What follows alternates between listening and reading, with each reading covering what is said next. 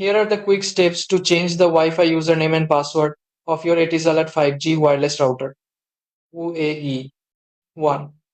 Connect your phone or laptop to your Etisalat 5G Wi-Fi network using the default password printed on the router's backside.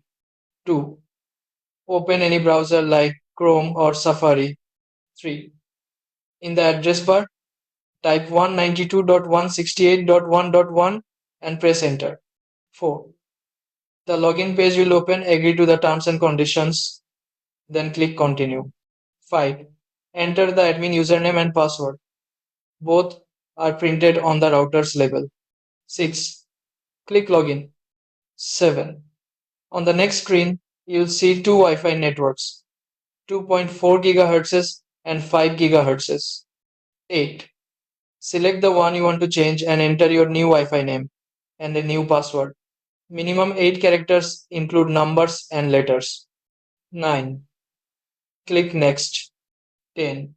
You will be asked if you want to change the admin password. Choose to change or click skip. 11. Finally, click done, then confirm. 12. Your Wi-Fi name and password are now updated. Reconnect your devices using the new credentials.